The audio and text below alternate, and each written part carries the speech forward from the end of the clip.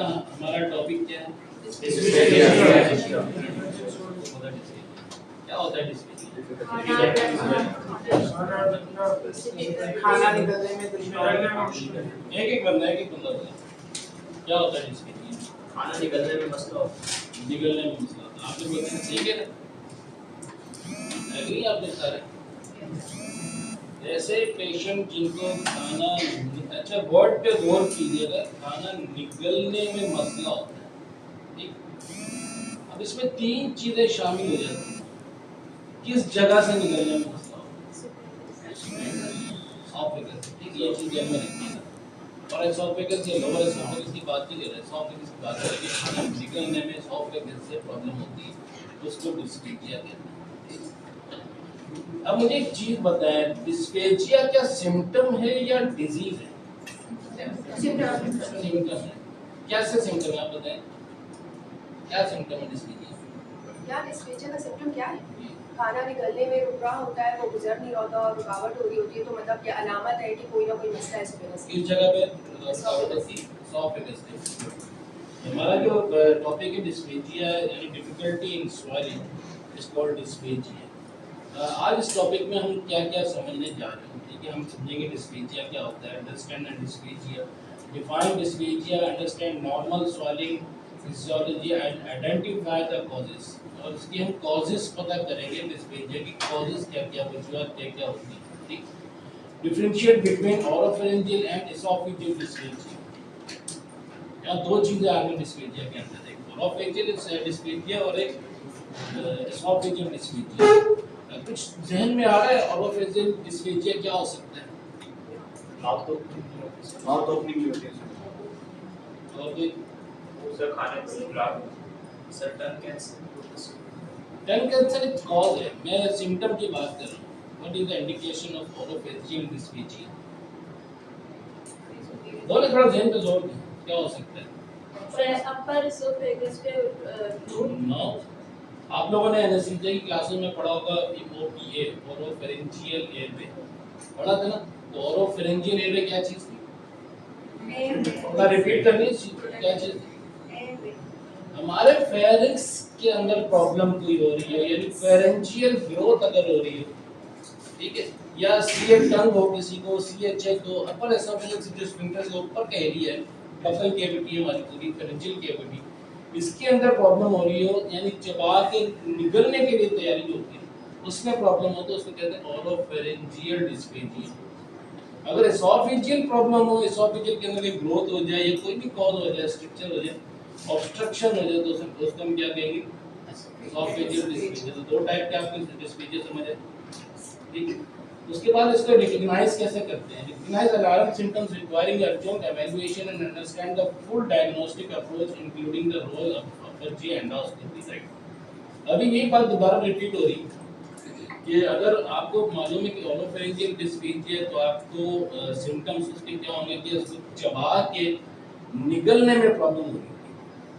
ऐसा ही है, अगर सीए टंग हो, सीएचए को या बकल कैविटी में कोई ग्रोथ हो तो उसको मुश्किल होती है चबाने में, दैट इज ओरोफैरिंजियल डिस्पेंसिया, ठीक। अगर अब उसने चबा के निकल रहा है तो निकलने के बाद जो प्रॉब्लम एसोफेजियल शुरू हो रही है, ऑब्स्ट्रक्शन शुरू हो रही है, तो वो होती है एसोफेजियल डिस्पेंसिया। इसमें टेक्नीशियंस की रोल एंड रिस्पांसिबिलिटीज क्या होती है? Explain the role of endoscopy technician before, during and after procedure, recognize emergency situation and apply patient safety measure। अच्छा, ये थोड़ा सा ध्यान तक जोड़ दीजिएगा, थोड़ा पास में चलते हैं, हमने चीजें काफी डीपली पढ़ी की ओरोफैरिंजियल के हवाले से। अगर ओरोफैरिंजियल डिस्पेंसिया आता है तो आप एज ए टेक्नीशियन हमारी क्या क्या रिस्पांसिबिलिटी होनी चाहिए as a patient safety management? क्या प्रॉब्लम आ सकती है जिसको हम इजीली सेव कर सकते हैं, हैंडल कर सकते हैं, आप बता दें सर। रीसेट करने के चांसेस ज़्यादा होंगे। सॉरी, डिसैचुरेशन और सेकेंडली ब्लीडिंग के अगर ट्यूमर वगैरह है तो ब्लीडिंग के चांसेस होंगे।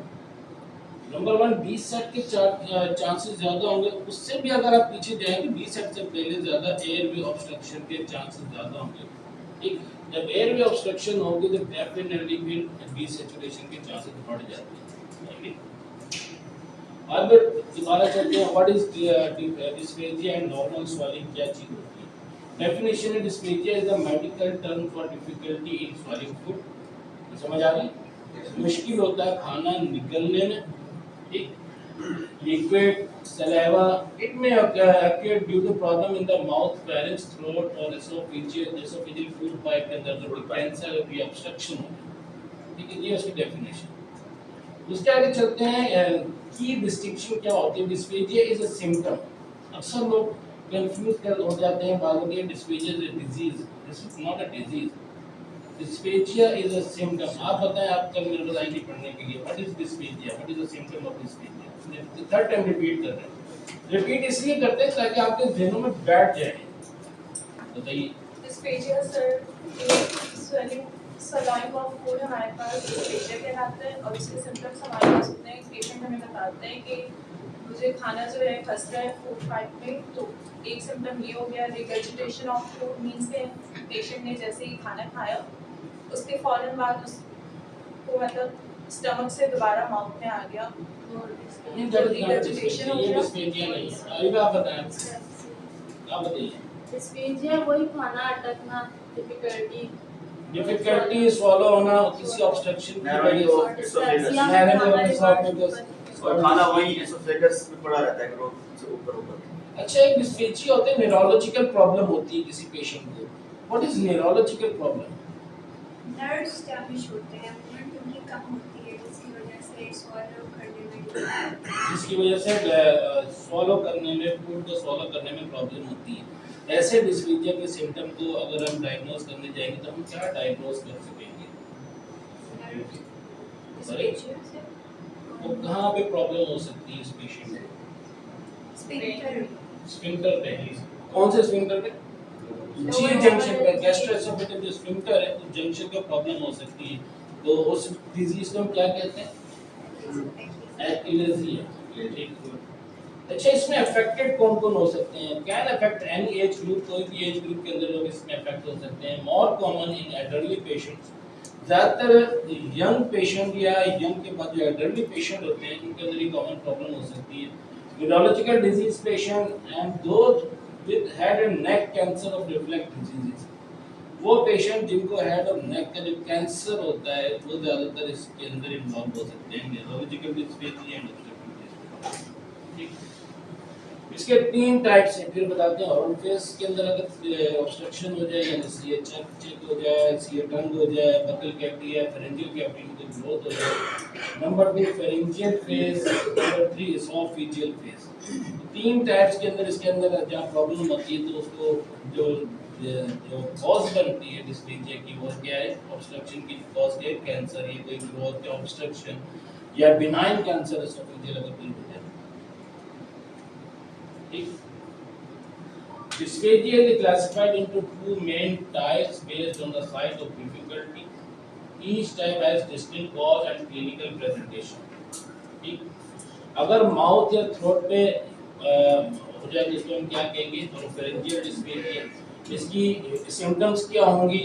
अभी दोबारा रिपीट करें. Difficulty initiating swallowing. इनिशिएट जब हम स्वॉलिंग करते हैं यानी चबा के जब हम निकलना शुरू करते हैं हमें उसमें प्रॉब्लम आती है. इसके लिए ओरोफेरिंजियल डिस्फेजिया. ठीक.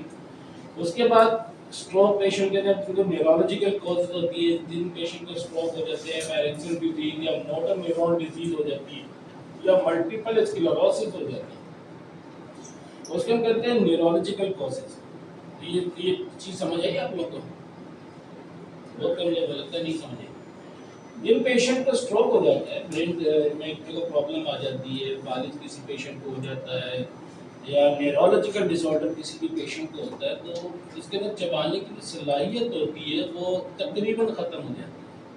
आप लोग पैक डालते हैं ना या जो कार्डिक पेशेंट होते हैं जिनको स्ट्रोक होता है, हालांकि आप देखते हैं 100 केसेस की बिल्कुल नॉर्मल होती है लेकिन वो चबा नहीं सकता, निगल नहीं सकता. This is neurological disorder.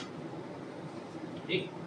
तो ऐसे पेशेंट को भी डिस्फेजिया होता है, उसको कहते हैं न्यूरोलॉजिकल डिस्फेजिया. उसके लिए पेशेंट को पैक डालना ज़रूरी होता है जब तक वो स्ट्रोक की कैफियत से बाहर नहीं आ जाता. नॉर्मली स्ट्रोक की कैफियत से बाहर बहुत कम पेशेंट इससे आते हैं, उसके लिए हमें पैक डालना ज़रूरी होता है. उसके बाद स्ट्रक्चरल कॉजेज क्या क्या हो सकती है? मैंने बताया हार्ट एंड नेक कैंसर हो सकता है या रेडिएशन इंजरी हो सकती है. What is radiation injury? क्या चीज है वो? ठीक बोले, जो जैन में आ रहा बोल दे, गलत भी बोल दे, कोई इशू नहीं है। सर उसके लिए जो रेडिएशन लगती है क्या कोबाल्ट यूनिट में या उनसे भी जो ये हो जाती है? बिल्कुल सही कह रहे हैं कि रेडिएशन जब पेशेंट को यूज की जाती है, रेडिएशन किस पेशेंट को यूज की जाती है? कैंसर वाले पेशेंट को कब की जाती है? आगे ना सारी चीजें कैंसर के बाद तो उसके ऊपर जब हम पेशेंट की अगर एसोफेजियल कैंसर है या फेरेंजियल HCH है, क्या अगर उसकी हम यंग एज पेशेंट है सर्जरी कर दी, अब सर्जरी के बाद हम उसके जो सेल्स हैं जो कैंसर सेल्स उनको मारना भी है ना, तो उसके लिए जब ट्रीटमेंट किया जाता है या रेडिएशन से या कीमोथेरेपी से, ठीक, तो इन रेडिएशन से भी क्या होता है, एसोफेजियल ये जिस जगह पे स्ट्रक्चर ट्रीटमेंट कर रहे हैं उस जगह पे स्ट्रक्चर बन जाता है।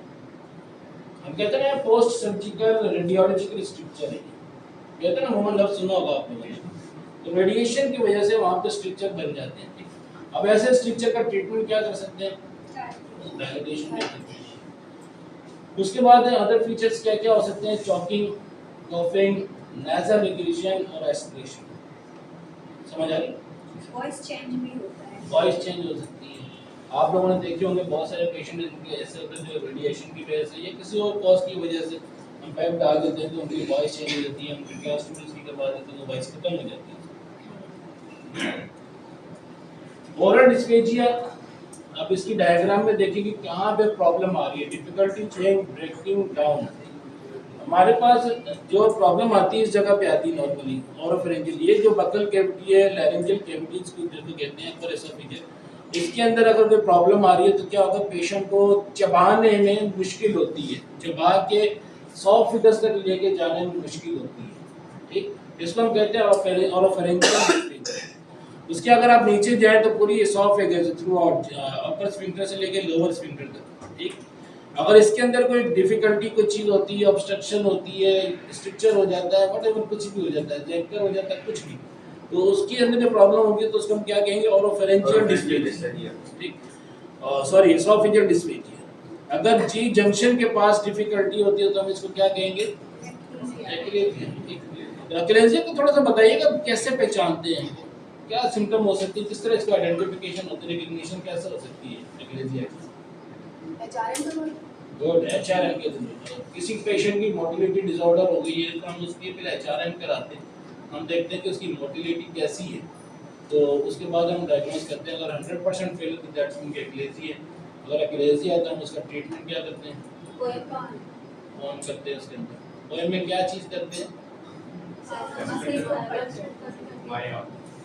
सॉरी बोले, दो चीज़ें होती हैं, अब बोले। नंबर 1 टर्निंग करते हैं, जो फाइबर्स होते हैं उनको काटते हैं, उसके बाद हम जो मसल्स होते हैं उन मसल को जो आप करें ना मायोटमी करते हैं। ठीक, जब